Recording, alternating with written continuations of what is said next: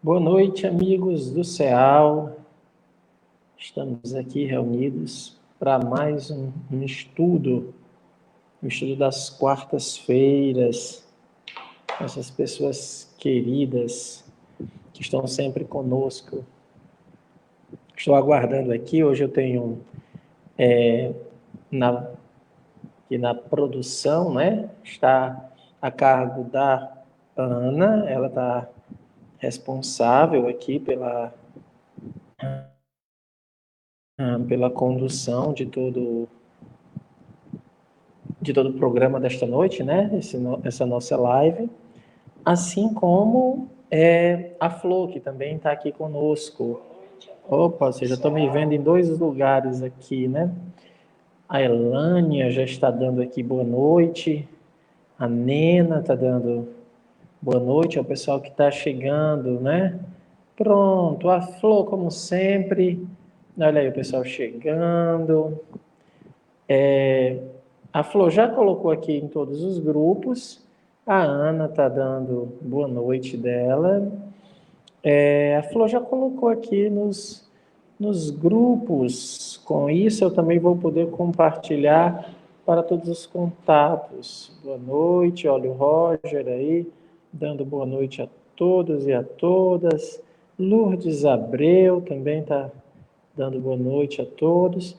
Como eu costumo dizer, se você for de uma outra cidade, se você for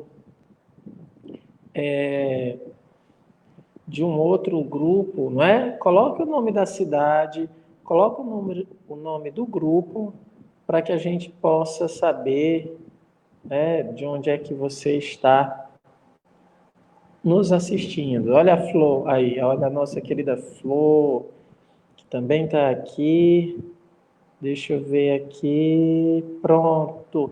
Moreira está online. O pessoal está online. Deixa eu compartilhar aqui, porque eu ainda tenho 3 minutinhos. O pessoal está chegando. Olha aqui quem eu estou vendo aqui. O Augusto. Olha, minha mãe está dando boa noite. Minha amiga Roxane está dando boa noite. Deixa eu compartilhar agora.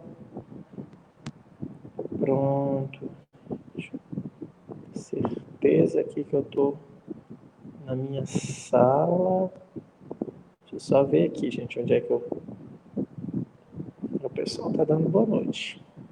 Continua aí todo mundo dando boa noite. Olha, o pessoal da Manjedoura de Belém, a Irã, do Cedim. E eu ainda não pedi ao pessoal do grupo de Icó, do grupo Viana de Carvalho. Boa noite, Rafael.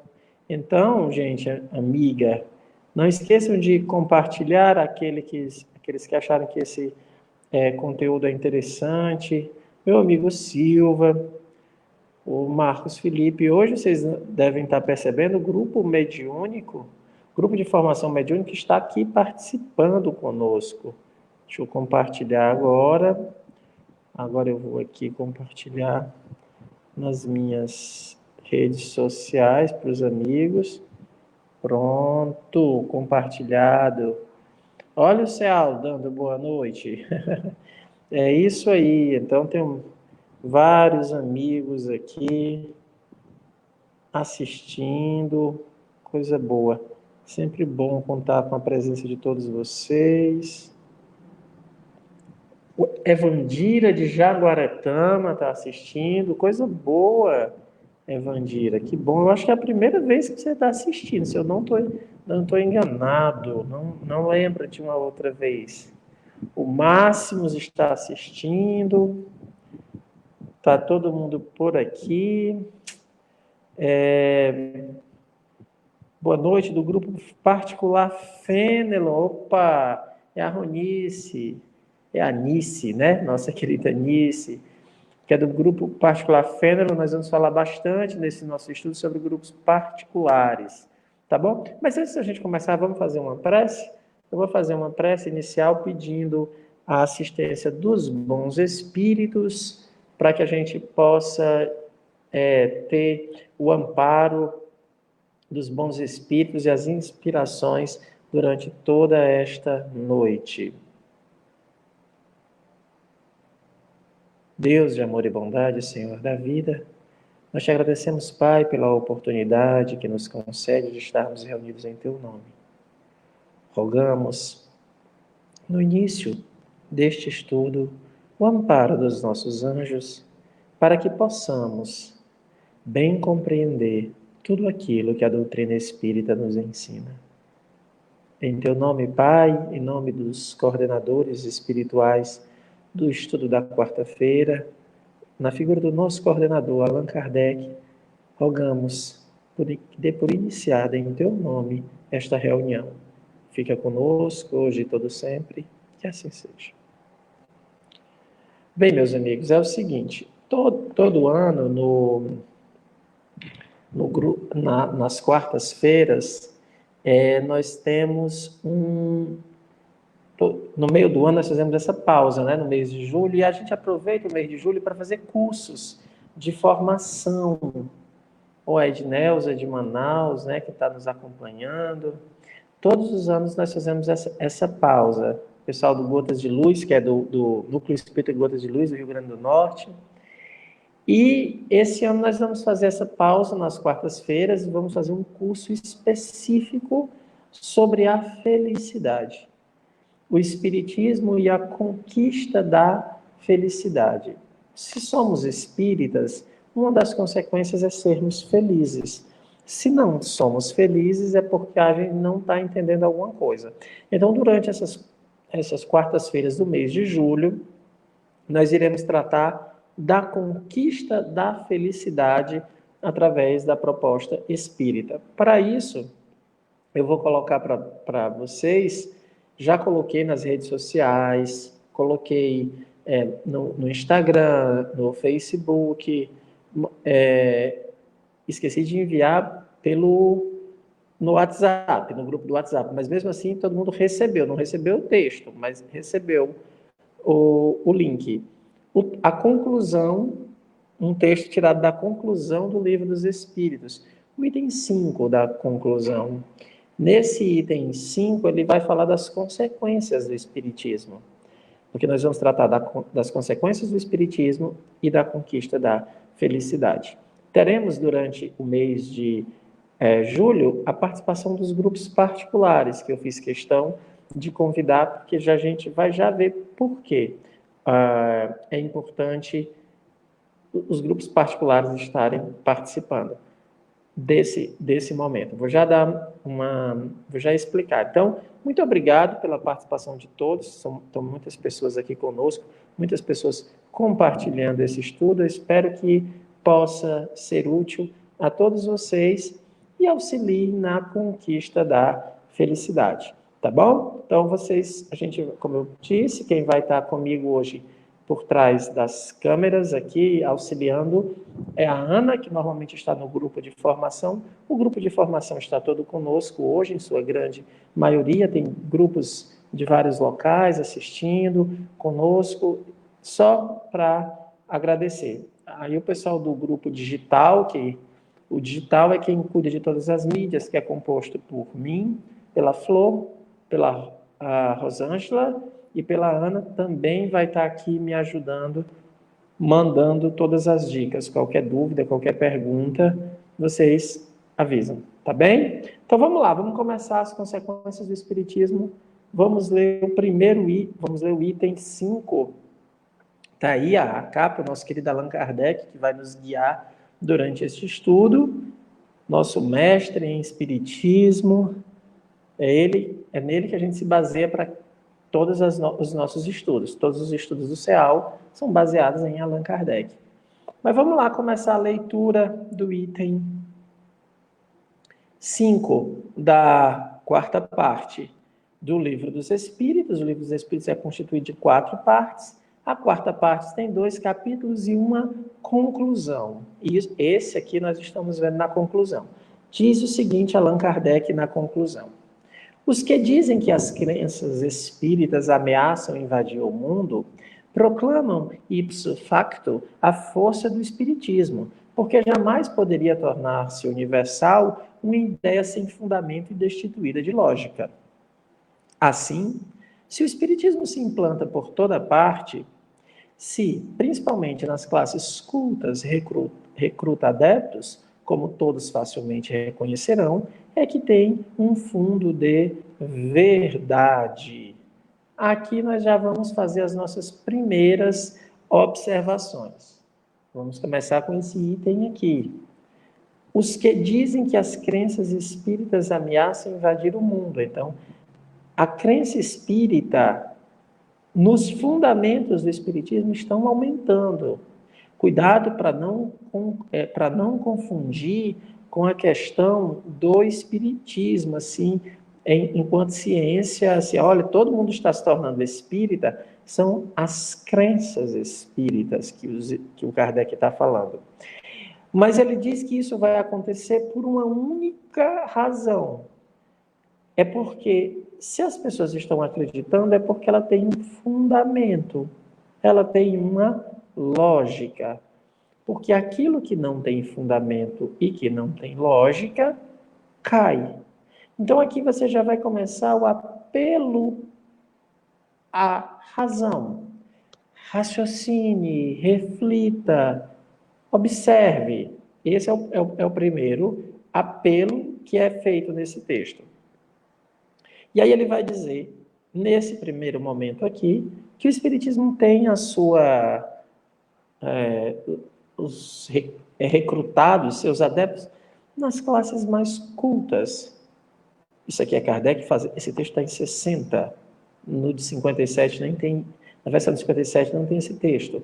Na versão de 60 ele diz, olha, é nas classes cultas, essas pessoas que estão mais preocupadas com compreender, com buscar entender as coisas, que o Espiritismo vai buscar os seus adeptos. Então ele faz isso e, baseado nisso, as pessoas querem algo que possa compreender. E o Espiritismo, ele tem essa força porque ele é de fácil compreensão. Eu queria guardar essa questão das classes cultas, do crescimento, para mostrar a vocês um texto maravilhoso, onde o Kardec faz uma estatística dos espíritas. Eu gosto dessa estatística porque eu posso comparar com a estatística do CEAL. Essa é algo que eu posso fazer porque eu também tenho os dados estatísticos do CEAL. O Kardec, ele tinha acesso através das cartas, ele ia catalogando quem era que escrevia, quem era que estava entrando em contato, qual era a nacionalidade, qual era tudo que ele pudesse ajudar para a estatística, o Kardec guardava. E em 69, em janeiro de 69, faltando 2 meses, 3 meses para ele desencarnar, ele lança no último número da Revista Espírita essa estatística dos espíritas. É uma estatística bem longa, eu peguei apenas alguns dados, tá bom? Para que a gente pudesse perceber essa questão do crescimento. Diz o Kardec o seguinte, ó. Esse é o item 2, obviamente, o item 1 eu selecionei alguns dados que mais nos interessam.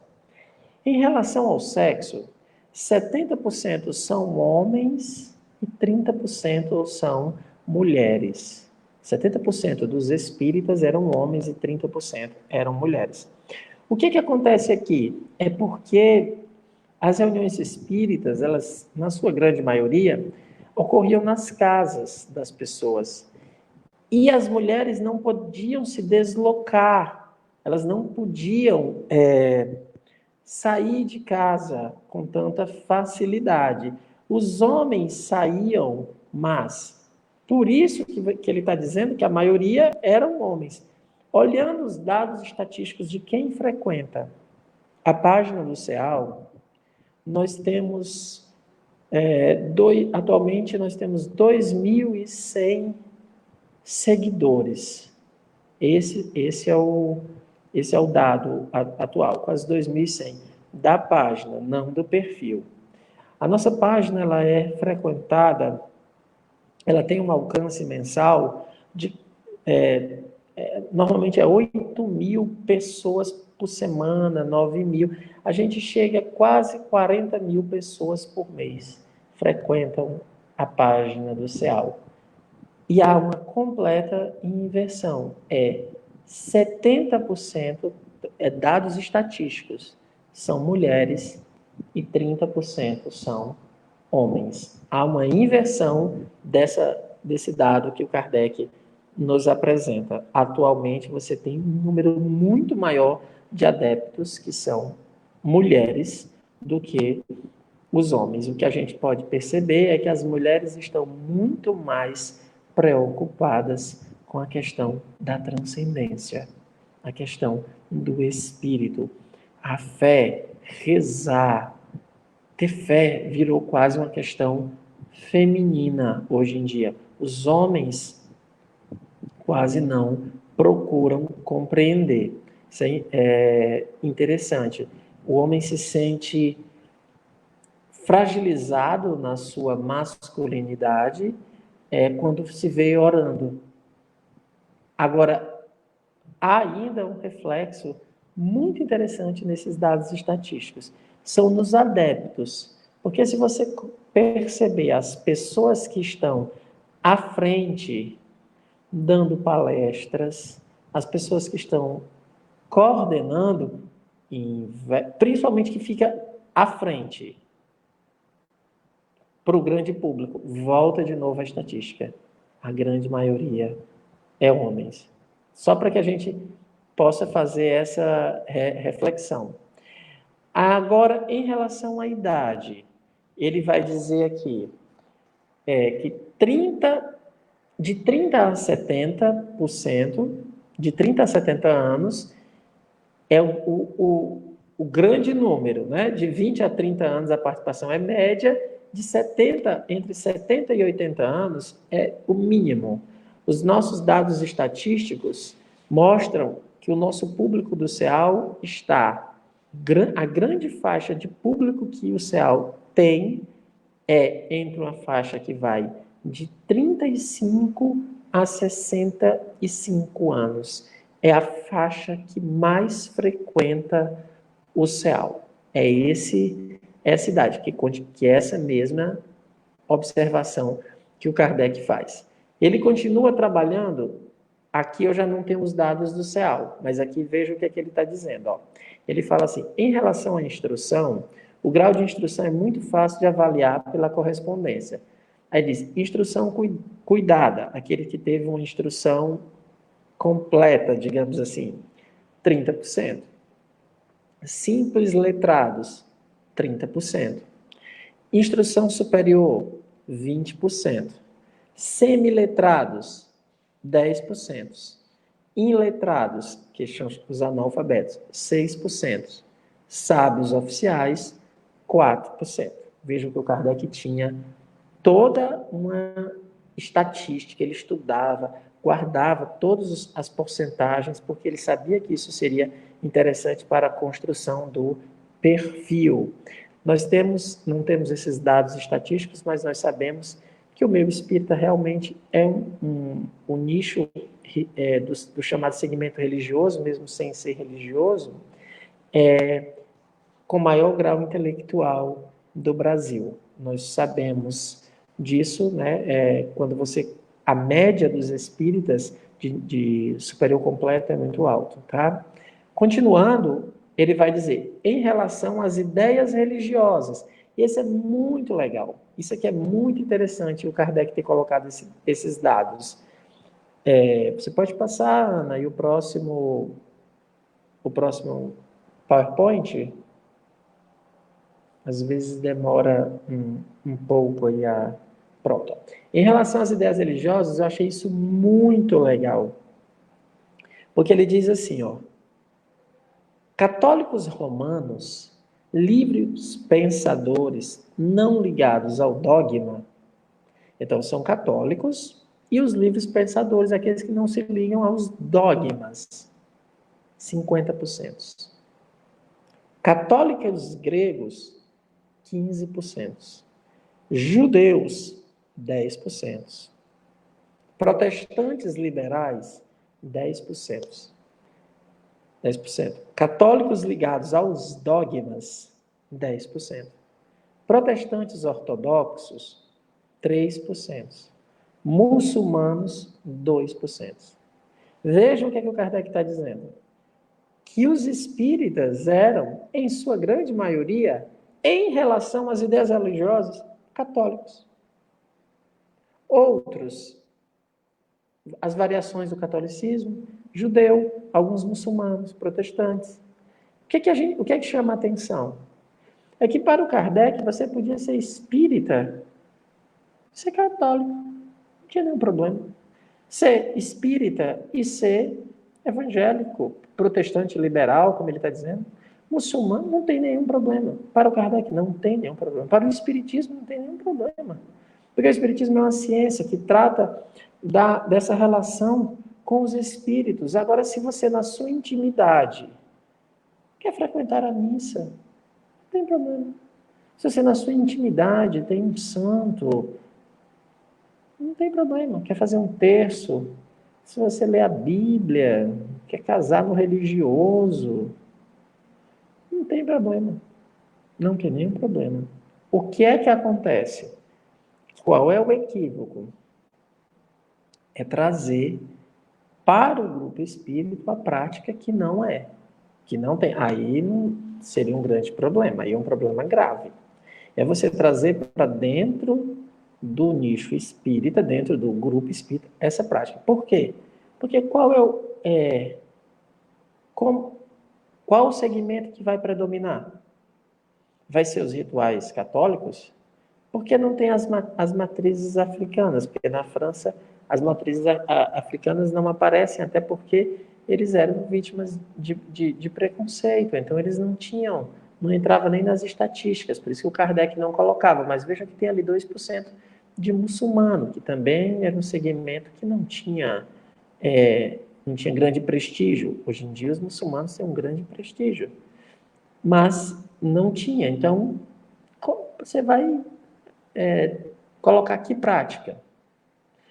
Isso é a grande questão. Essa é a grande questão. O Kardec, sabendo que cada um gostaria de ter a sua prática, ele vai dizer, olha, no grupo espírita você não tem nenhuma manifestação religiosa, você não tem um crucifixo, você não tem nenhuma imagem, você não tem nada disso, porque para receber todas as pessoas. Ninguém precisa abjurrar a sua crença para se tornar espírita, porque é em relação às ideias religiosas. A pessoa pode continuar. Se você não precisar mais de ideias religiosas, tudo bem, é um direito seu. Agora, não dá para impor a ninguém. Então, o Espiritismo não impõe isso.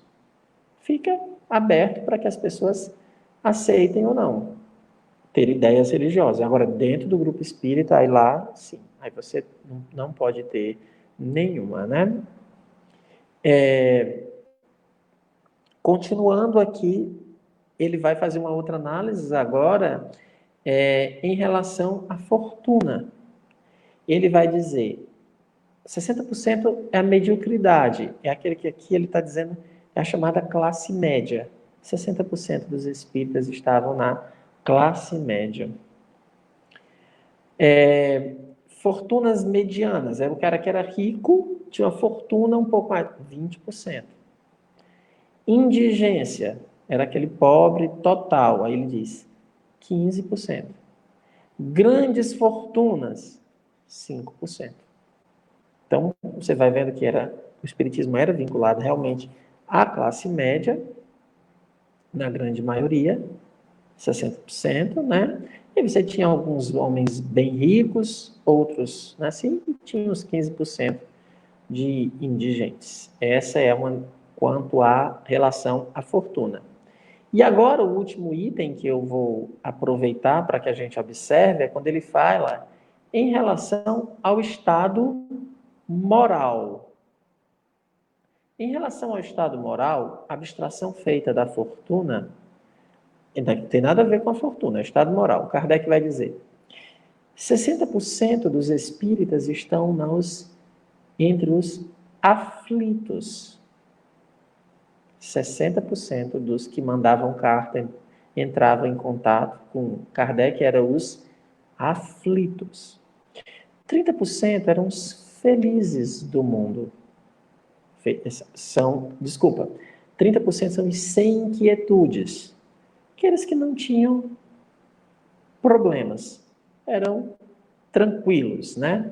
30%. 10% eram os felizes do mundo. Aquelas pessoas que a gente pode dizer, esses aqui são felizes, não tem problemas, eles são, do ponto de vista moral, sensualistas, ou seja, aqueles que têm apelo à matéria, 0. Os sensualistas nunca são espíritas. Quem está muito apegado, aferrado à matéria, não dá para ser espírita. Então aqui o Kardec está fazendo, lembra que eu comecei falando, né, isso que a gente está estudando, o crescimento do espiritismo. Aí o que a gente vai vendo, o que a gente pode deduzir isso? A maior parte dos espíritas são pessoas com aflições, que buscam o espiritismo porque estão aflitas, que estão precisando de amparo. Por isso que o espiritismo tem que dar uma resposta para essas pessoas que estão em busca de amparo. Outra coisa, a grande maioria dos espíritas estão na categoria daqueles que têm instrução. Poucos são os sem instrução. Então, você tem que proporcionar um tipo de amparo. Qual é o tipo de amparo? É o amparo que satisfaça a razão. Nós temos agora que tentar cruzar todos estes dados. Precisa de amparo. O Máximo já disse que está nessa categoria. Aqui, ó, precisa de amparo. Precisa de amparo, mas o Máximo é professor de matemática. Eu não posso oferecer um amparo a ele que seja contra a lógica e contra a razão. Ele já vai dizer assim, não, isso não faz sentido. Então, vejam, a gente vai cruzando todos esses dados. O espírita tem que ir trabalhando também, porque ele tem ele sabe que ele pode contribuir, por isso que é um nicho que também faz muita caridade do ponto de vista material. O espírita sabe da importância disso, da importância de transformar esse mundo num mundo com menos injustiça. Veja que todos esses dados são importantes para mostrar qual é a causa do crescimento da ideia espírita. Ele tem que dar satisfação às aflições, ele tem que colocar o raciocínio para funcionar, né? A razão tem que ser satisfeita, ele tem que atender a essa lógica da geração, da movimentação da própria sociedade, como quando coloca a caridade em primeiro lugar. Então você já vai modificando a sociedade. E assim a gente vai criando aqui um panorama espírita que a gente continua refletindo isso daqui. A única mudança que eu percebo nessa estatística que o Kardec apresenta é realmente o fato de que hoje há uma inversão com as mulheres assumindo um protagonismo cada vez maior. O protagonismo feminino é maior. Eu espero realmente que daqui a pouco esse protagonismo também se manifeste na transformação daquilo que a gente... É que eu não quero usar esse nome liderança, porque o espiritismo não tem lideranças, mas assim, né, que as mulheres estejam falando mais, se apresentando como palestrantes, que estejam colocando, dando a sua opinião de forma mais clara. Lógico que no CEAL nós já temos muitos dessa situação. Por exemplo, você tem na segunda-feira a coordenação da Rosângela. Eu estou falando não por trás, o CEAL é absolutamente feminino. Por trás ele é completamente feminino. Agora estou dizendo na frente, aqueles que vocês veem, né? Você vai ter a Rosângela coordenando a segunda-feira, Você tem a Ana coordenando o curso junto com a Ednélia e a Rose na terça-feira, o curso de magnetismo. Na quarta-feira, então eu tô coordenando, né? Na quinta-feira é o pessoal do magnetismo, mas quem coordena a quarta-feira é a Ana. No sábado, eu estou coordenando a segunda-feira, o tratamento espiritual. Mas vamos perceber assim, quando a gente vai convidar palestrantes, a Rosângela convida toda segunda-feira. Nós tivemos a Eugênia, nós tivemos a Oledilza, da Fundação, depois tivemos uma moça, que eu acho que era uma psicóloga, no primeiro convite, mas em sua grande maioria, o que é que nós temos? Nós temos homens dando palestra. Eu lembro uma pergunta que foi feita. O Monteiro Lobato começou a estudar espiritismo. O Monteiro Lobato estudou bastante, até porque ele gostava de Vitor Hugo. E o Vitor Hugo estudou muito espiritismo, né? Então ele começou a refletir sobre isso. Ele começou a fazer sessões mediúnicas na casa dele. E ele observou que a maioria dos espíritos que se comunicavam eram espíritos que assinavam como homem. A gente sabe que o espírito não tem gênero, mas para se identificar, eles se identificavam como homens.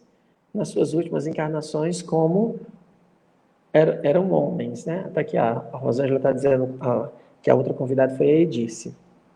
E se vocês olharem nos espíritos que assinam na obra espírita, vamos pensar nos grandes textos, né? Nós temos poucos espíritos que são mulheres. Você tem Delphine de Girardin, você tem Irmã Rosália, vamos dizendo aí, gente, Joana d'Arc, deixa eu ver mais se tem mais algum aqui, Madame Stael, são poucos que tem que aparecem, né, assim, espíritos que com assinatura de mulher. A grande maioria é homem, né? E aí você vai perguntar, aí o Monteiro Lobato observou isso. Ele perguntou aos espíritos: olha, faz tempo aqui que eu estou fazendo reunião mediúnica, e os espíritos que se comunicam só são homens. Por que as mulheres não se comunicam? Aí o espírito respondeu: porque as mulheres têm o que fazer. Olha aí, a sacada do espírito, né? Então, as mulheres, aqui no céu, elas estão fazendo muita coisa, mas às vezes, na hora de aparecer aqui, a Clícia está me lembrando aqui da Pequena Cáritas.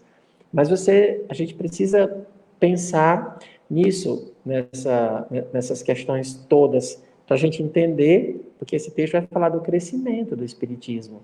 Então, eu trouxe toda essa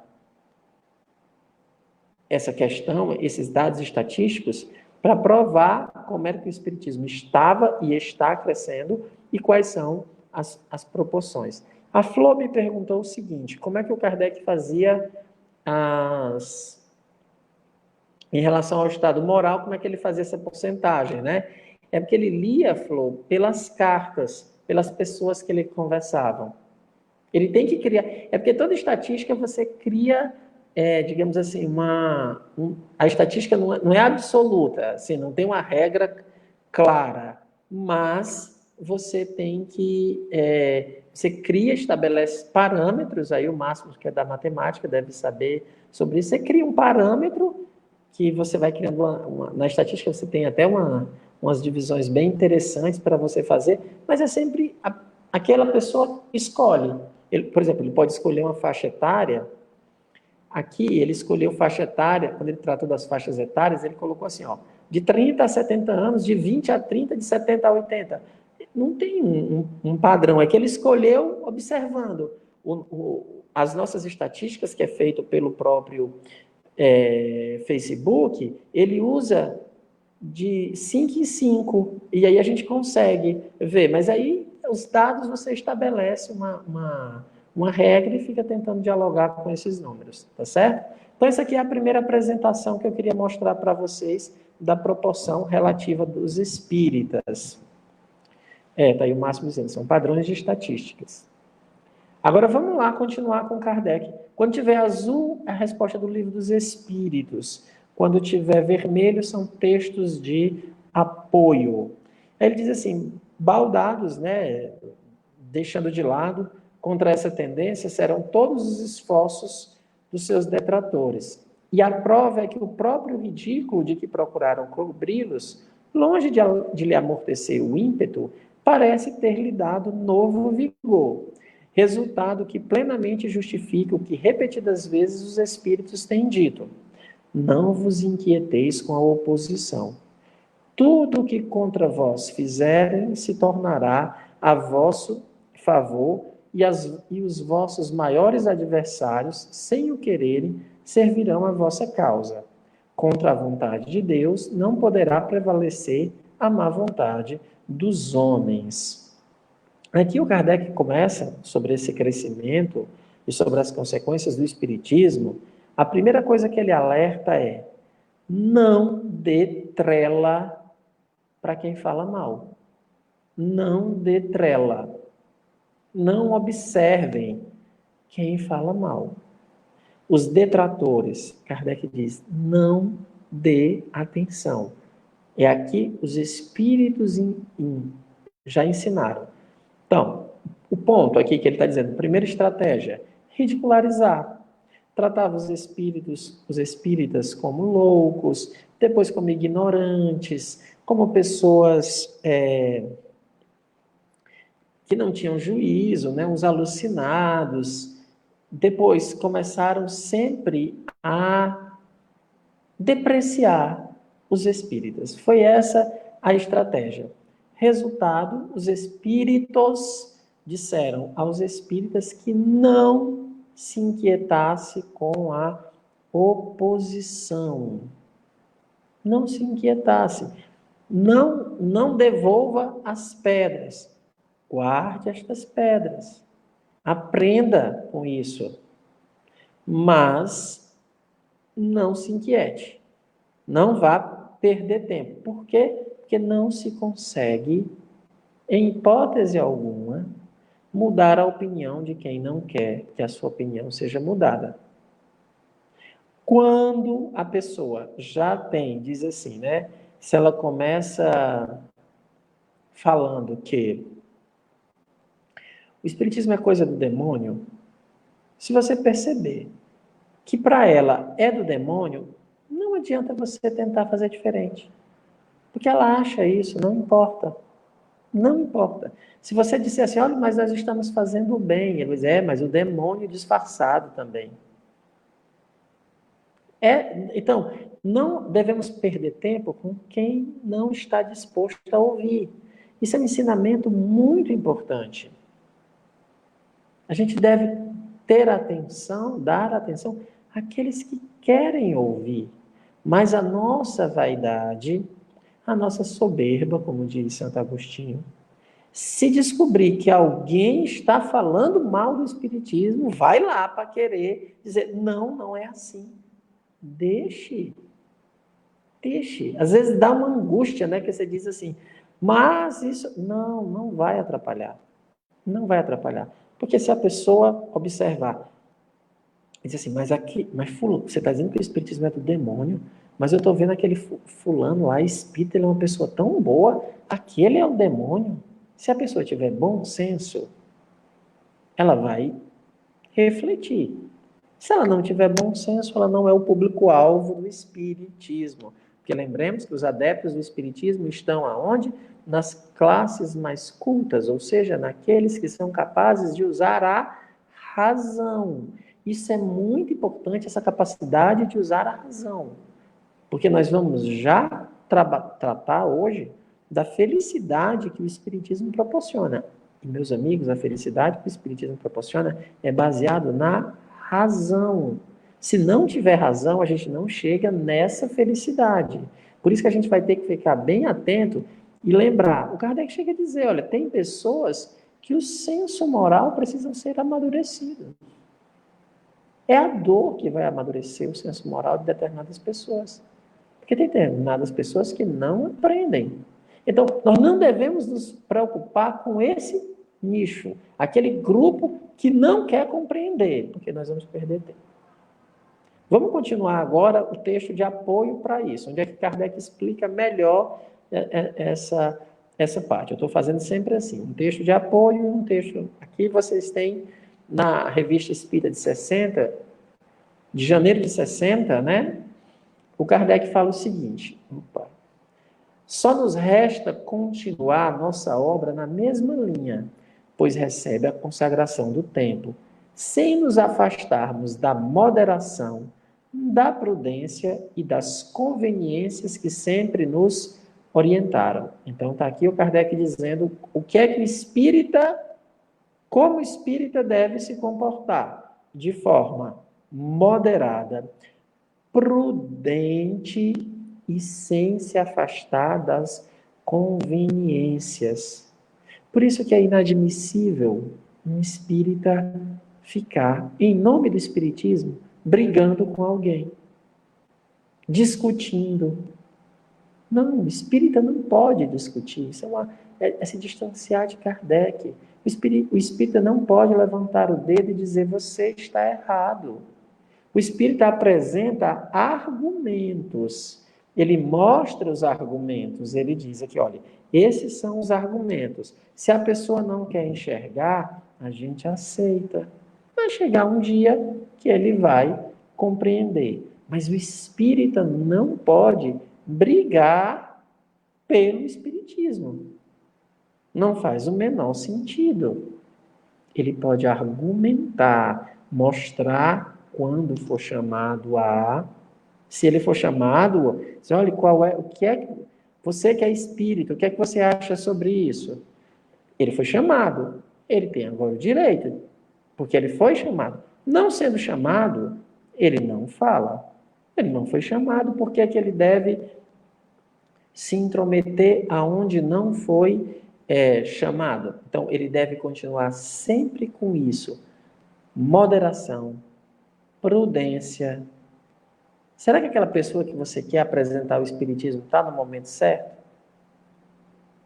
Será que ela está vivendo aquela dor? Aí você sabe que a morte não existe, né? Aí aquela pessoa perdeu um filho. E aí você, no afã de ajudá-la, vai chegar lá e dizer assim, olha, mas a morte não existe. Ela lhe perguntou? Será que é isso que ela quer ouvir? Ou então você dizer assim, ó, é justo que ela tenha passado por isso, porque numa outra existência ela lhe perguntou. Agora, se ela vier perguntar a você, do ponto de vista espírita, como se pode explicar isso? Aí você diz, há uma possibilidade de, em uma outra existência, você mostra os argumentos, se a pessoa perguntar. Sempre com moderação, com prudência, observando o que ela pode entender, o que ela não pode entender. Sem nunca nos desviarmos das conveniências. O Kardec, uma das coisas que, assim, que eu acho que eu aprendi com Kardec, e eu digo assim, olha, isso aqui eu não abro mão, é quando ele fala do papel da urbanidade. O Kardec sempre diz isso, né? Se a discussão, o debate, fugir da urbanidade, ou seja, fugir da educação, saia fora. Não se discute com uma pessoa que não sabe respeitar. O que é que você faz? Como é que a gente conversa com alguém que não sabe conversar? Não conversa. Retira-se. Deixa a pessoa falando só. Mas só que o nosso orgulho é a vontade de que, não, eu vou fazer ela enxergar. Gente, ninguém faz alguém enxergar quando essa pessoa não quer. Quando ela não quer. E a gente sabe que tem pessoas que você pode mostrar um quadro azul para ela, E se ela estiver disposta a ver amarelo ou vermelho, vamos botar assim, uma outra cor completamente oposta, ela vai ver. E por mais que todos não vai, então é perda de tempo, né? Então tem sempre que ter moderação. Deixando aos contraditores o triste privilégio das injúrias e do personalismo. Não os seguiremos no terreno de uma controvérsia sem objetivo. Então, Kardec está dizendo, ó, vamos deixar eles com as injúrias. Nós não vamos seguir este caminho. Nós não seguiremos este caminho, diz o Kardec. Dizemos sem objetivo, porque elas não nos levariam à convicção. E é uma perda de tempo discutir com gente que desconhece o ABC daquilo de que fala. Olha essa frase para os dias de hoje. É uma perda de tempo discutir com gente que desconhece o ABC daquilo de que fala. Esse aqui é a nossa realidade atual. São pessoas que não conhecem nada, tentando discutir como se fossem especialistas porque receberam uma mensagem no WhatsApp. E o Kardec diz, não se deve discutir. Então, se a pessoa não conhece nada e você quer discutir, o que é que você deve fazer para uma pessoa que não conhece as coisas? Ofereça um livro. Hoje em dia você pode oferecer um IPA, que oferece o Kardecpédia, manda baixar um aplicativo. A pessoa sabe ler? Agora, querer explicar tudo para ela, porque ela nem está disposta a ele, é uma bobagem nossa, não é nem dela, é nossa. Então ele diz, só temos uma coisa a lhe dizer, estudai primeiro e veremos depois. Temos mais o que fazer do que falar a quem não quer ouvir. Esse é o Allan Kardec. Temos mais o que fazer do que falar a quem não quer ouvir. Isso aqui parece que nós espíritas esquecemos. Eu estou falando dos espíritas, mas isso serve para vários momentos da nossa vida. Vou repetir. Temos mais o que fazer do que falar a quem não quer ouvir. Isso está em janeiro de 60, num texto chamado Espiritismo em 1860. Voltando para o texto, agora a gente vai começar... Vamos começar a trabalhar sobre as consequências do Espiritismo. Tá bom? Vamos aí para o próximo PowerPoint. Muito obrigado aí as participações de vocês. Mais uma vez eu digo, aquelas pessoas que quiserem compartilhar, que quiserem, acho que esse assunto é interessante, você pode compartilhar nas suas redes sociais, compartilha no Facebook, ajuda aí na divulgação desse material. Isso se vocês acharem que isso vai ser útil para alguém. Também, se não for, olha a prudência e a moderação, né? Não vai marcar aquela pessoa lá que você sabe que não quer ouvir, né? Os comentários aqui da Dulce dizendo que não adianta, também acho que não adianta, é chover no molhado. A Roxane lembrando porque que Kardec era conhecido como o bom senso encarnado. É isso mesmo. Então vamos lá agora mais uma parte aqui do Livro dos Espíritos. Por meio do Espiritismo, a humanidade tem que entrar numa nova fase, a do progresso moral que lhe é consequência inevitável. Vale a pena, eu coloquei ali um negrito, a gente refletir.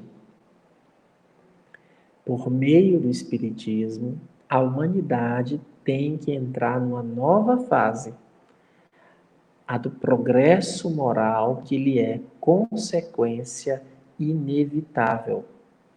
É uma consequência inevitável do Espiritismo o progresso moral.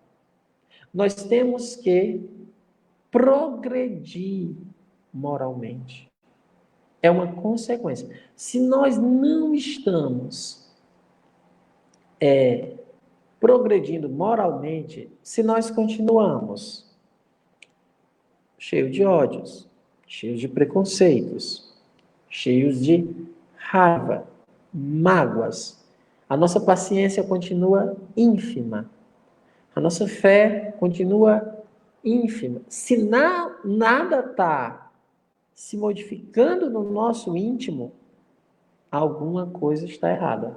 Nós não alcançamos ainda bem, não compreendemos ainda bem o Espiritismo.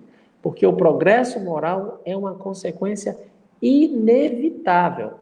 Continua Kardec. Não mais, pois, vos espanteis da rapidez com que as ideias espíritas se propagam. A causa dessa celeridade reside na satisfação que trazem a todos os que as aprofundam e que nelas veem alguma coisa mais do que fútil passatempo. Olha o impacto dessa frase sobre nós. A causa da celeridade reside na satisfação que trazem a todos os que se aprofundam no estudo da doutrina espírita e que nelas vem alguma coisa mais do que fútil passatempo. Eis a grande questão. O Espiritismo é para nos proporcionar alegria, satisfação, felicidade. O Espiritismo tem que nos tocar a alma, tem que nos deixar felizes. Vejam, quando nós nas quintas-feiras trazemos uma pessoa e ela conta o seu relato, nós ficamos como? Encantados, porque aquelas pessoas estão agora mais felizes. Veja como quando você percebe que tem um avanço, que alguém está conseguindo conquistar alguma coisa, como isso encanta, empolga. Mas é preciso sair desse espaço da empolgação e adentrar o espaço da intimidade. É mais profundo a proposta. Nós precisamos pensar. Fazer uma pergunta séria para cada um de nós. Eu estou mais feliz com a doutrina? A doutrina está me fazendo mais feliz? O que será que está acontecendo? Eu estava vendo ontem, uma palestra de um teólogo, e ele estava citando o Papa Magno Leão, eu acho. Não me lembro. Magno, não sei se é Magno Leão, mas eu prometo que depois eu digo o nome para vocês. E ele falava numa encíclica sobre o papel da Sexta-feira Santa, e ele dizia que quem não experimentou a alegria de distribuir pão,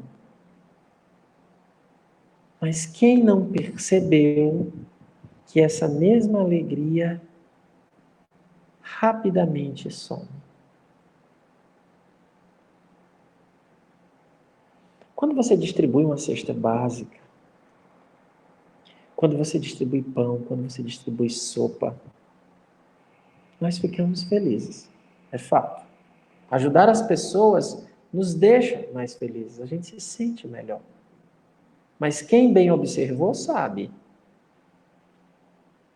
que essa satisfação não dura. Ela é momentânea. Ela não mantém. Essa satisfação não se mantém depois de algum tempo. A gente até brinca, né? Quando você chega em casa, depois de distribuir sopa, às vezes, dependendo de como é que está a casa, é uma confusão, você esquece todo o bem que você fez lá. Porque a gente faz uma inversão, aí ele propõe isso. É preciso uma mudança profunda, que seja capaz da gente manter a felicidade na distribuição da sopa, na distribuição das cestas básicas, mas essa felicidade também tem que estar no enfrentamento das adversidades. A felicidade que o Espiritismo propõe, ela é capaz de, nas adversidades, a gente está feliz. A gente vai discutir isso. Esse texto vai nos apresentar isso. nas adversidades, tá? A gente precisa estar feliz nos momentos mais difíceis. Nós estaremos felizes. O Espiritismo proporciona isso. Se eu não estou conseguindo isso, eu ainda não compreendi a doutrina. E como é que se faz essa compreensão? Aqui, ó, na satisfação que traz a todos os que as aprofundam. Então você diz assim, se eu for espírita, toda vida eu vou ter essa satisfação? Não. Ele diz que essa satisfação está naqueles que aprofundam o seu estudo da doutrina. É preciso isso. Estudos profundos. Como é que se faz um estudo profundo da doutrina espírita? É lendo todas as obras, a revista espírita. Agora no nosso grupo, muita gente comprou revista espírita, né? Eu estou com 4 coleções da revista espírita aqui para entregar, tá? Estou esperando essas pessoas. É lendo assim, é participando do CEAL segunda, quarta, quinta, sábado. É assim que é um estudo profundo? Não. Isso não é estudo profundo. Isso é acumulação de leitura. Estudo profundo é buscando, na sua intimidade, aplicar algum dos ensinamentos que você absorveu da fonte que seja. Seja nessas fontes das palestras, na oralidade, que é a mais frágil de todas, seja nas leituras. Se você conseguir colocar um desses ensinamentos em prática, aí você está fazendo um estudo profundo. Um estudo profundo é quando você compara o que a doutrina te oferece à sua alma, não à alma dos outros. É quando você busca a sua salvação. O Espiritismo tem uma proposta de salvação. As pessoas não gostam de ouvir isso, pensam, não tem. Tem sim, o Espiritismo tem uma proposta de salvação. É tanto que o lema do Espiritismo é fora da caridade não há salvação. Então não venha me dizer que não tem salvação no Espiritismo. Tem. Talvez você não tenha compreendido. Tem uma proposta de salvação, que é introduzir nas nossas vidas caridade. Porque fora da caridade não há salvação. Então, não há felicidade sem perdão, sem indulgência, sem benevolência. Esqueça. Não há felicidade sem perdão, sem indulgência, sem benevolência. Mas é muito difícil perdoar, Cícero. Aí você vai ter que usar a razão para te dar os argumentos que te convençam que perdoar é melhor do que matar. Por que a gente sabe que matar a quem nos fez o mal é pior? Você tem que usar um argumento. Não é apenas dizer não faça isso. Porque a gente sabe que você diz, mas o coração não aceita. Então é preciso, gente, ele está dizendo aqui, os que se aprofundam. Então, o que é que nós aconselhamos? Vocês vão já ver que é um conselho do Kardec. Um conselho do Kardec.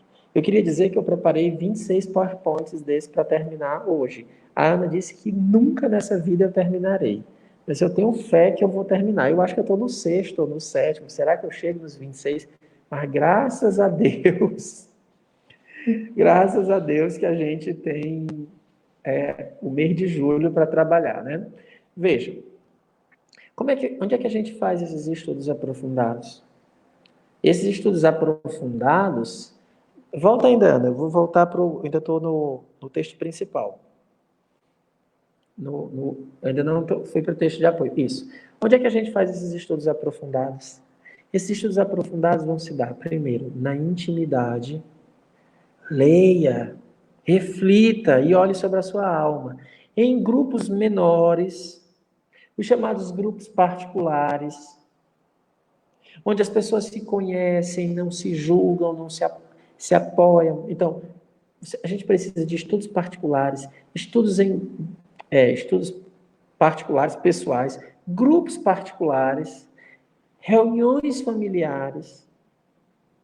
Quando você vai somando isso, Aí nós vamos construindo as chamadas sociedades. Nós precisamos hoje modificar a nossa estrutura de grupo espírita. Não adianta você ter um grupo de espírita onde eu vou para que o grupo espírita me dê tudo o que eu preciso. Não, não vai. Nós precisamos, a gente tem que parar com isso. É preciso jogar isso para a intimidade, trabalhar as questões pessoais, fazer suas leituras, faça leitura, faça estudos em casa, medite, reflita, observe a sua vida. A gente precisa parar com aquela historinha assim, olha, pronto, agora eu vou aqui para o centro espírita, vou vestir a minha camisa do CEAL, e agora eu sou atendente fraterno. Então eu vou atender a todas as pessoas que têm problemas. E o meu interior, você está trabalhando nisso? Você está fazendo isso? Você está observando isso? Não, agora eu estou dando aqui uma palestra. E o seu interior? Você está trabalhando isso? E as relações próximas? Você está conseguindo compreender como o Espiritismo deve modificar as suas ações? Então a gente precisa focar muito claramente nisso, tem que deixar isso muito claro. Ou então os grupos estão fadados à inanição. Estão fadados a ficar esses grupos que não crescem, não é à toa que as pessoas estão me dizendo aqui, ó, agora que eu estou descobrindo o Espiritismo. As pessoas estão dizendo isso, por quê? Porque a gente apenas frequentava. Mas esse estudo profundo, que traz felicidade, a gente nem imaginava que era possível. Todos nós. Nós estamos lendo esses textos, que é a conclusão do Livro dos Espíritos. Então eu preciso, para ser feliz, estudos profundos. O Espiritismo não é um passatempo. Não é um passatempo. Então eu tenho que ir participar do grupo, eu tenho que estar envolvido, de fato, com intensidade. Não é um passatempo. Ou então eu nunca vou ser feliz. O que é um passatempo? O pessoal acha que é só porque é por brincadeira. Não. É quando eu faço alguma coisa por fazer. Você é importante. Você tem relevância. Não posso só ficar frequentando. Frequentar não transforma a minha vida. Eu vou continuar infeliz. Eu preciso sair desse patamar. Nós precisamos, de fato, ser sinceros. Dizer, olha, eu preciso cuidar da minha felicidade. Eu preciso ser feliz. É esse o objetivo. A felicidade. E aí ele diz, ora, como que cada um quer, acima de tudo, a sua felicidade, nada há de surpreendente em que se apegue à ideia que faz de todos os que a esposam. Essa é a questão. Aqui eu vou fazer uma pausa aqui, uma observação para o que a Érica está dizendo, né? Que é muito bom estudar, muito bom estudar em grupo. É porque em grupo, Érica, muitas vezes tem a alegria do contato. Isso é um fato, ó. Eu não sei, eu acho que você não é da área de educação, eu acho que você era da saúde, né? Mas aqui nós temos muitos professores aqui juntos. O que é que a gente sabe? A gente sabe, enquanto professor, que a sala de aula é fundamental. Veja agora, a gente está estudando à distância, é um problemão, né? A distância. Mas, o que é que acontece? Se o aluno depois não fizer o seu dever de casa, se ele não estudar as lições sozinho, buscando compreender, fazer seus exercícios, ele não aprende de fato. Porque ele precisa descobrir os caminhos dele. Isso a gente explica, isso é muito engraçado, porque a gente explica isso para os filhos, mas enquanto espírita a gente não aplica. A gente não faz essa mesma coisa. A gente substitui pelo grupo. Então a gente é aquele aluno que faz a tarefa em cima da hora, faz ali na hora a tarefa, né? Não chega, né, em cima da hora, aquele aluno que chega ali para fazer a tarefa de casa em cima da hora, que não estudou em casa, que fica esperando que o outro diga. A gente acaba sendo aquele aluno, como disse o pessoal que no trabalho de grupo, aquele que segura a cartolina, que não fez nada, ele fica segurando a cartolina. E aí a gente tem que ter uma outra coisa do estudo em grupo, que às vezes atrapalha bastante. Estudo em grupo é maravilhoso, a gente tem todas as nossas reuniões em grupo, a gente nunca abandona, né? Mas uma outra coisa que atrapalha bastante é que às vezes é essa ideia assim, olha, todo mundo tem que falar, porque todo mundo tem alguma coisa para contribuir. Mas era para todo mundo falar alguma coisa sobre o texto. Mas às vezes você está lá falando sobre os inimigos desencarnados e de repente já tem uma pessoa citando a receita do bolo que ela fez ontem à noite. Às vezes desanda completamente. Por quê? Porque todo mundo tem que falar. Todo mundo deveria falar sobre o texto, que meditou, que pensou. Uma experiência que você contribua, se fizer o texto andar. Mas às vezes a gente só quer que fale por falar. Esse é um problema. Esse é um problema. Porque o estudo não é como um atendimento fraterno, onde a pessoa desabafa. O estudo é para a gente observar o que tem ali, compreender. Por quê? Porque eu tenho que usar a ferramenta para aplicar em casa. Por isso que eu sempre digo, olha, quando vocês perceberem os grupos, os nossos grupos, a gente prende muito ao texto de Kardec, dos espíritos superiores. Por quê? Porque se eu for ficar dando a minha experiência de espírito imperfeito, não vai ajudar muito vocês. Por que a gente gosta do espírito imperfeito? Olha como é que o espírito imperfeito fala. O espírito imperfeito vai dar uma palestra sobre o perdão. Aí ele diz assim: é muito difícil perdoar, mas a gente vai aos poucos, que não sei o quê, não sei o quê. Ele vai logo começando dizendo que é muito difícil. O que é que os bons espíritos dizem? Perdoe, ponto, tem que perdoar. Ah, eu não consigo. Peça ajuda ao seu anjo da guarda.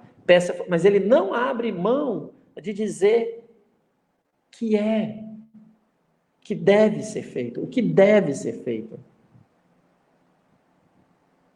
O que deve ser feito. Então a gente tem que ter muito cuidado com isso, com essas questões. O estudo em grupo ele deveria ser o somatório do que eu li, eu trago, aí eu contribuo. Aí é um grande estudo, onde todo mundo está contribuindo. Mas quando eu deixo para que o grupo me ensine, isso é um problema grave. Aqui o Daniel fez um comentário. Por quê? Porque o Espiritismo só se realiza em primeira pessoa. Quando eu morrer, se eu não aprendi, o alvo do Espírito é para nós, para o eu, exato, é sempre em primeira pessoa.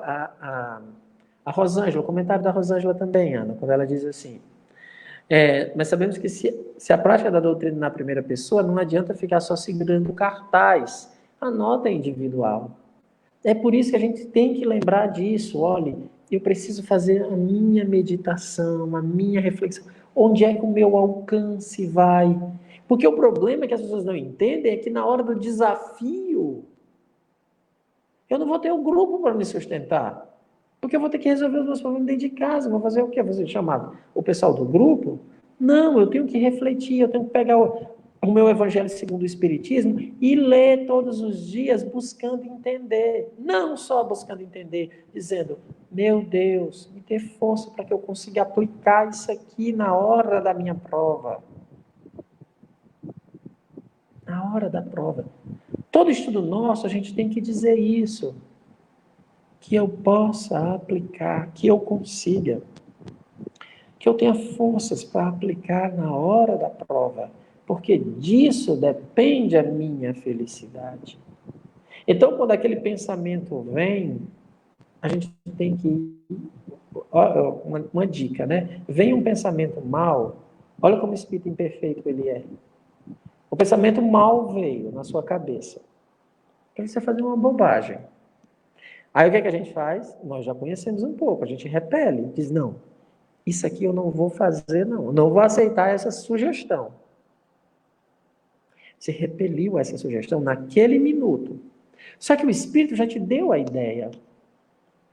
Aí a gente fica esquecendo fica esquecendo, fingindo que está esquecendo, para dar mais na frente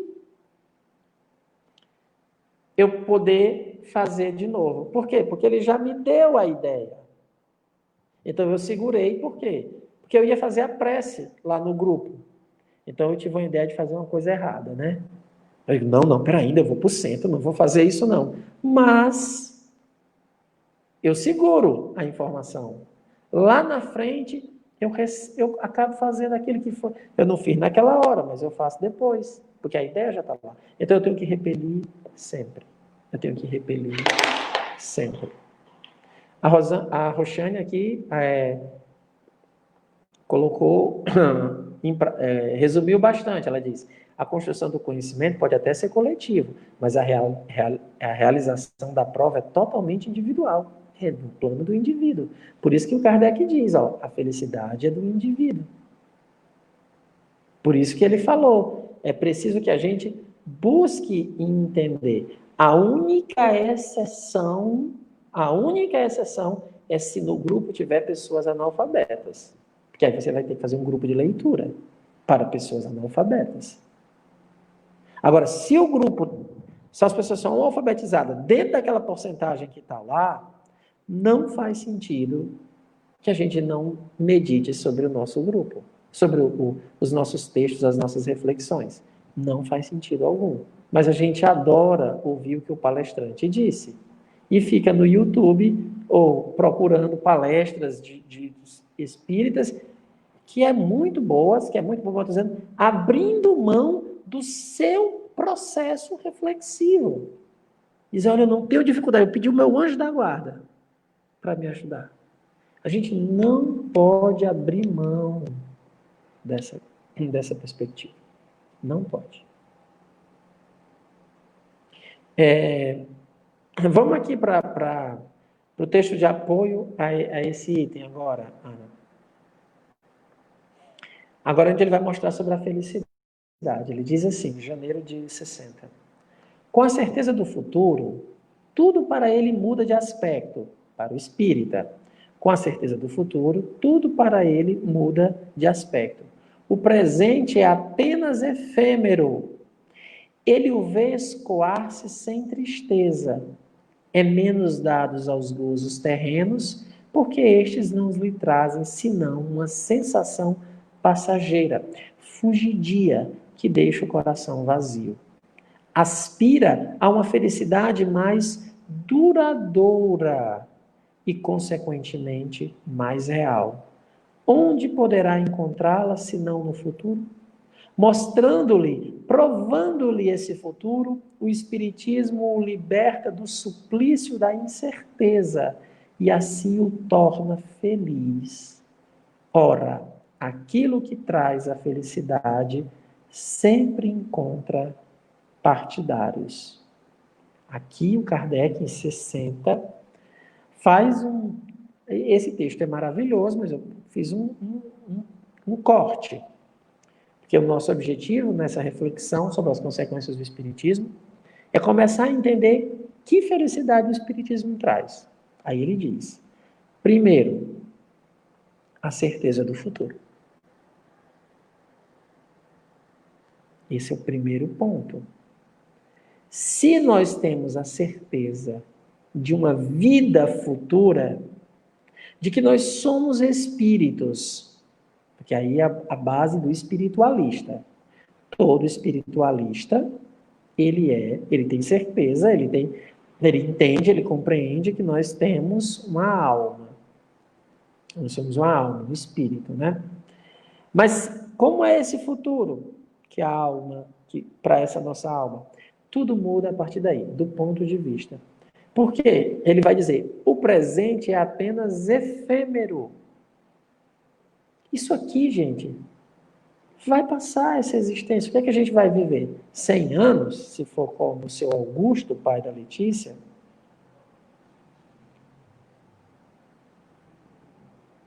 90? Vai 80? Quantos anos a gente vai viver? É efêmero, vai passar. Vejam como é tão efêmero, como as questões são. A gente já percebeu que nós já estamos no meio do ano. Hoje é o primeiro dia do segundo semestre. Chegamos no meio do ano. Então ele está dizendo aqui, ó, é menos dados aos gozos, ele veio, o presente é apenas efêmero e ele o vê escoar-se sem tristeza. Vai passar para todos nós. É menos dados aos gozos terrenos, e aí ele explica por que o espírito deve ser menos dados aos gozos terrenos. Gente, olha, observem, Kardec ele é de uma precisão absurda.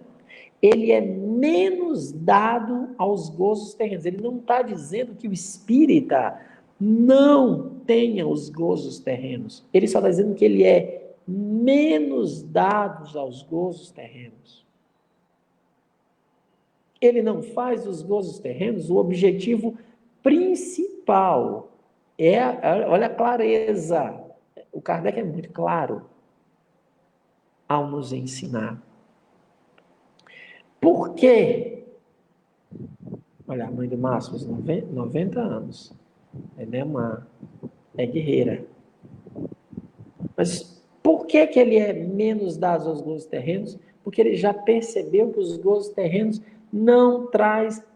só traz uma sensação passageira, fugidia e que deixa o coração vazio. Esse é o problema.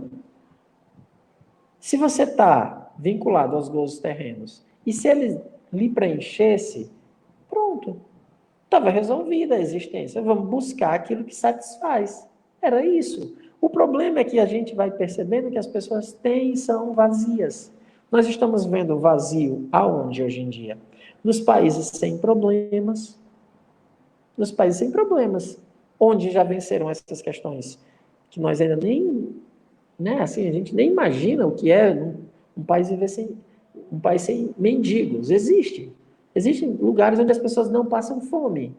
Onde o acesso à água potável é uma coisa que não chega nem a se questionar o que é isso. Como? Não tem água na casa?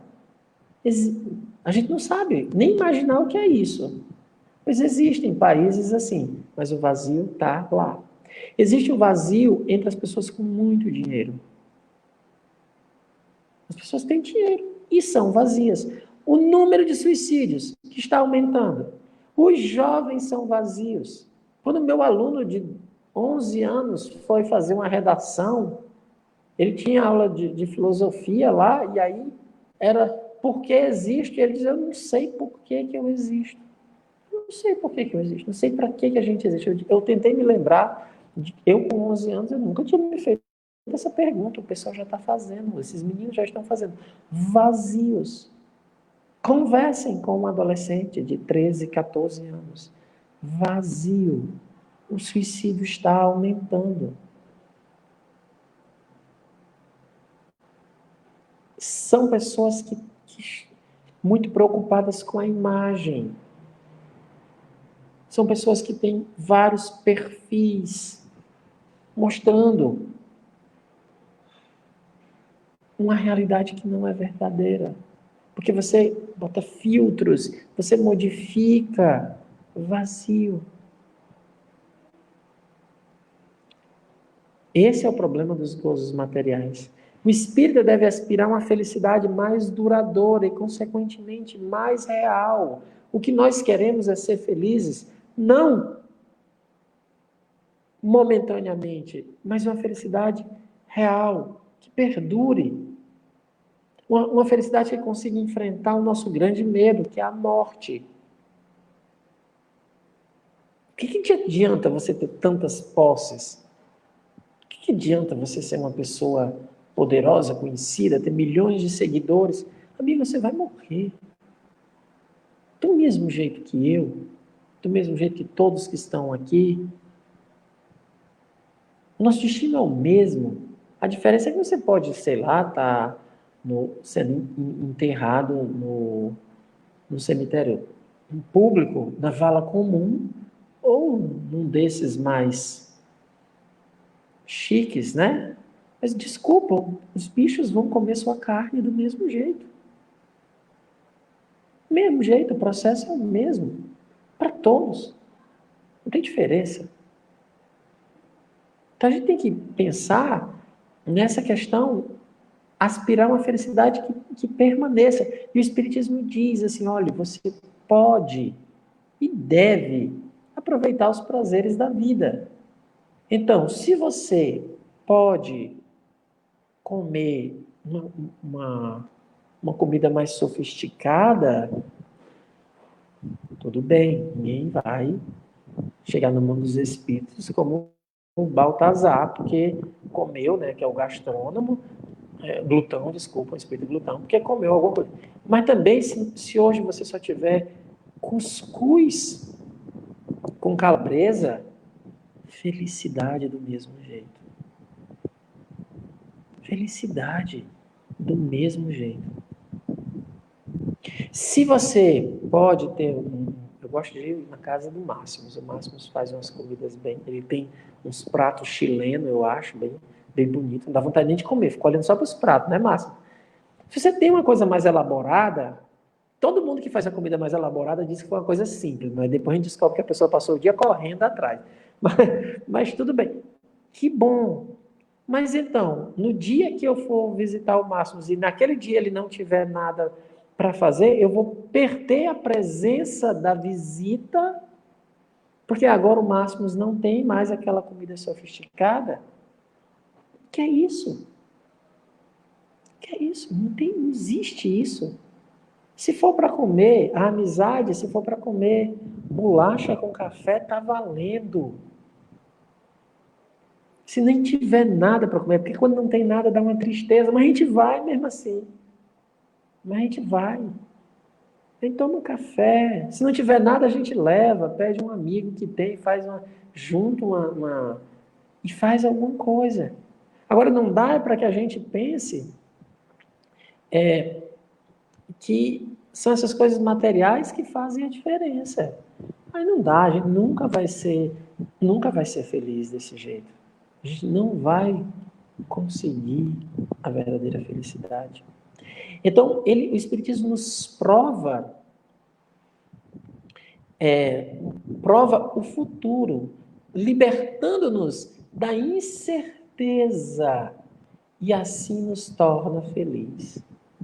Aqui a gente, realmente, a profecia da Ana se realizou. Eu não vou conseguir ler todos os PowerPoints que eu fiz, eu vou continuar na próxima semana. Eu pensei que eu fosse conseguir ler hoje todos.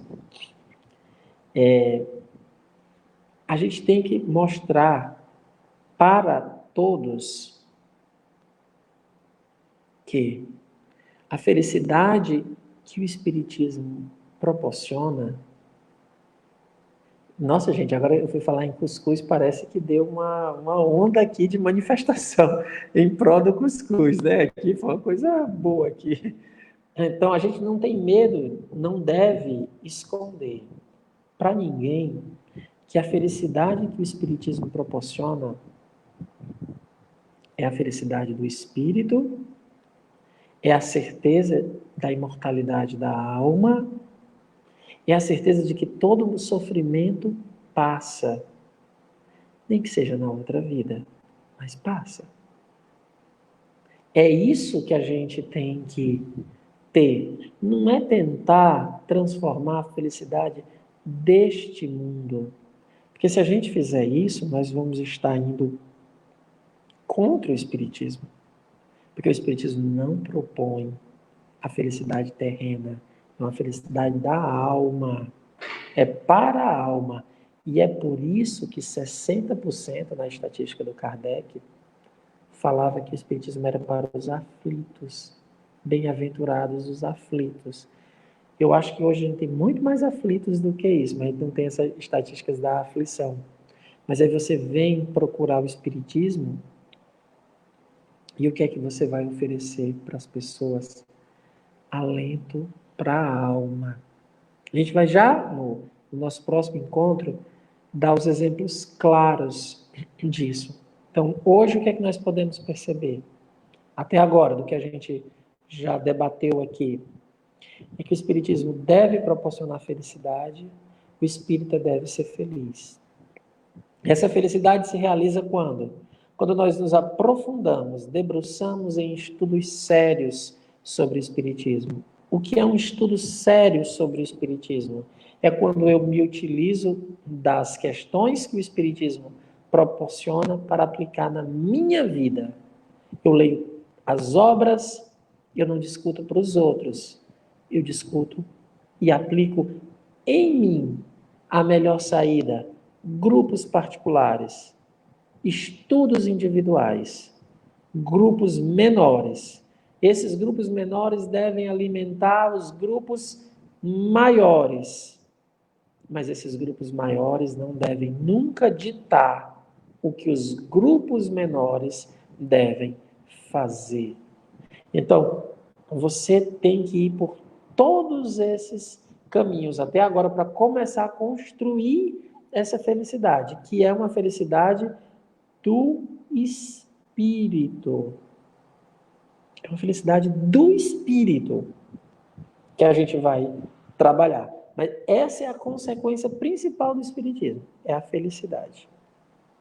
Nós vamos atacar todos esses pontos nos nossos próximos encontros. Faltam mais 4 encontros sobre a felicidade espírita. Hoje aqui eu estou fazendo apenas a apresentação, apenas a observação inicial.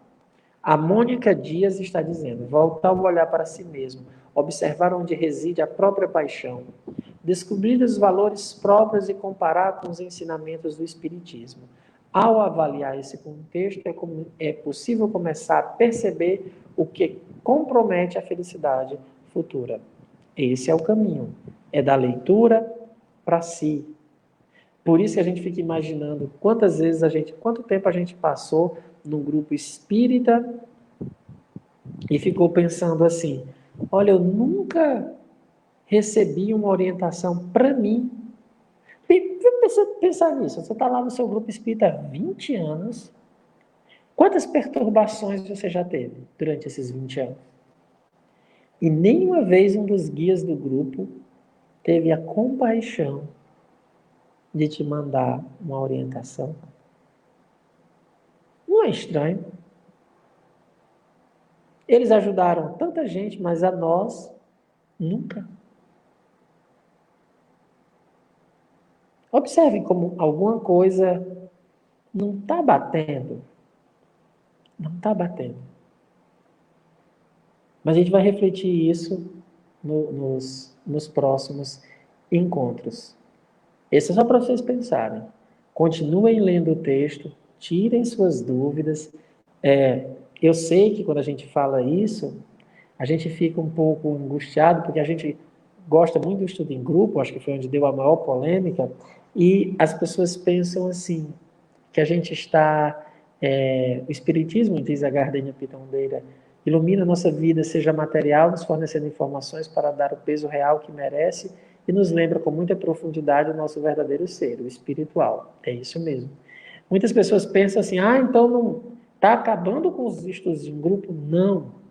Estudo em grupo tem a sua função, ele tem a sua função, mas ele nunca pode substituir o nosso esforço, a nossa meditação profunda, a nossa prece. Ou então, o que foi que Jesus disse que quando quisesse orar, entrasse no íntimo, no seu quarto e conversasse com Deus?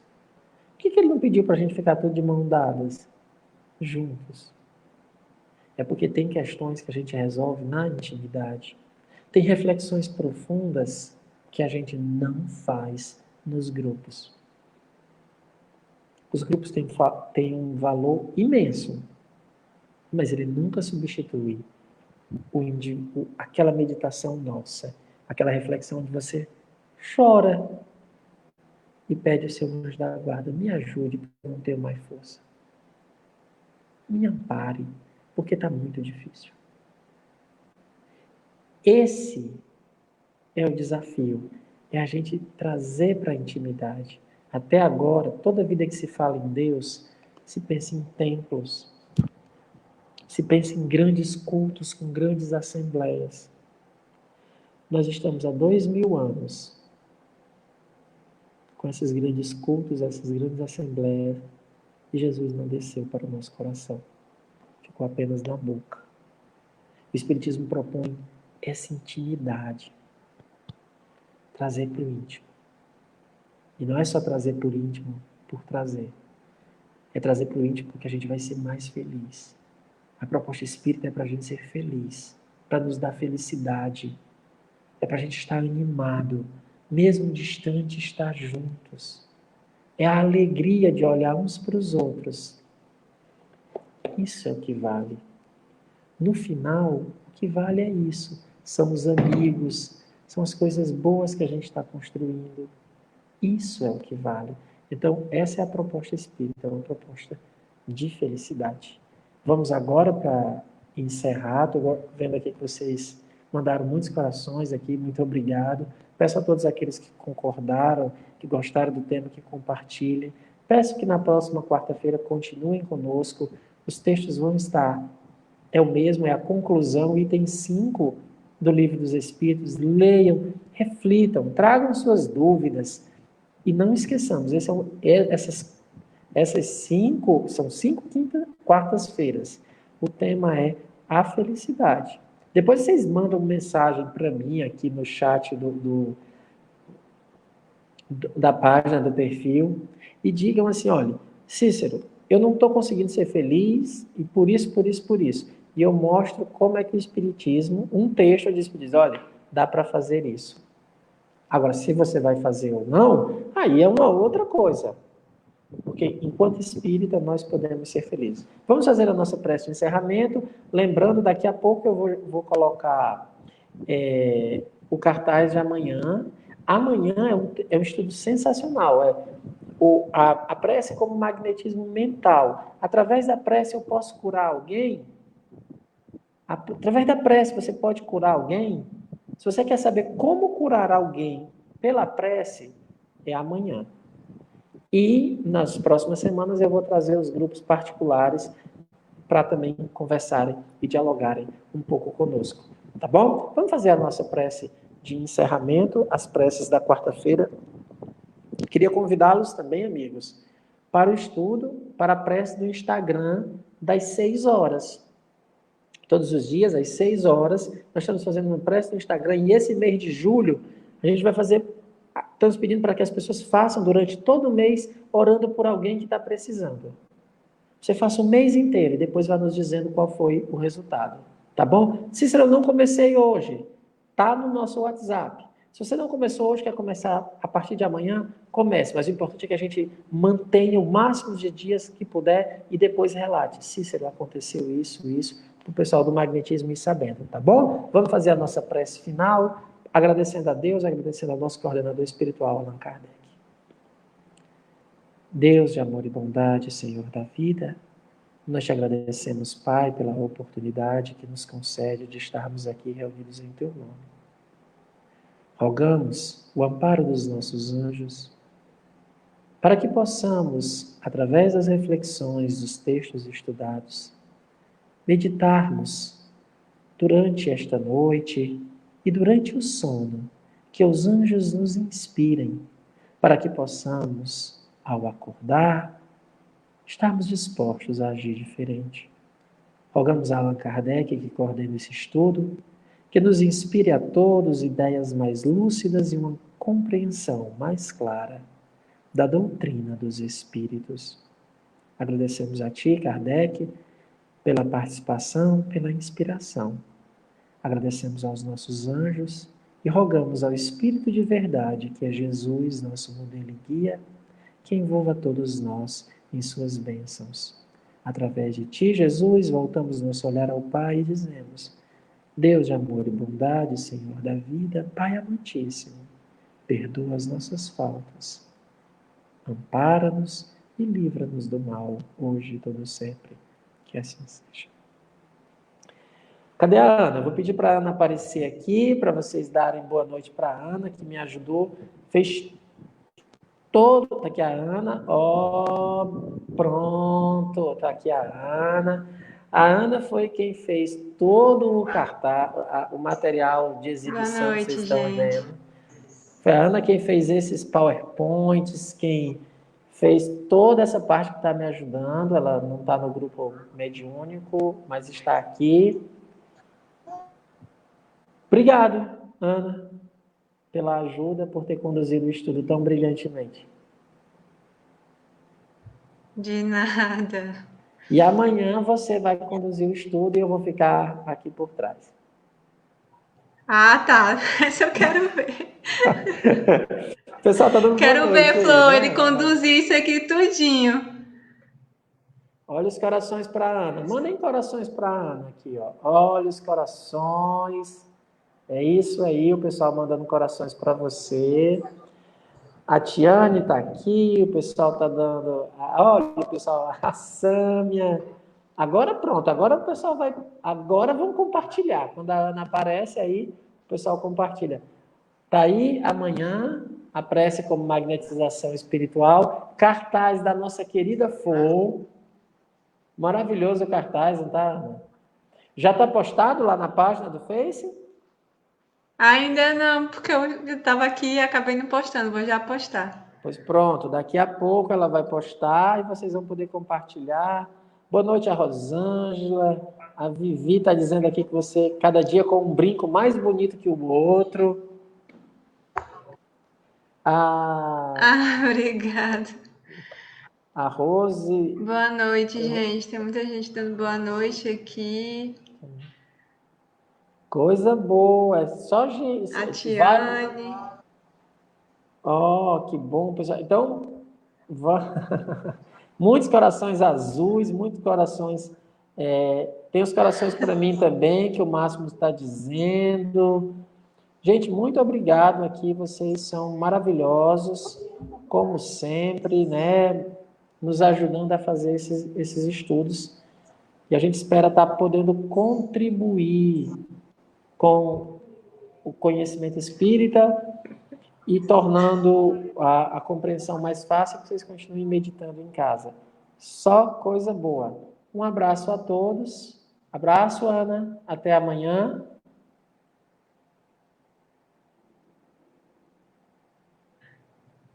Boa noite, gente. É porque eu tenho que desligar meu microfone porque dá eco, mas boa Ah, noite e até amanhã. Eu vou sair aqui enquanto você vai se despedindo do nos povo aí, tá despedindo. certo?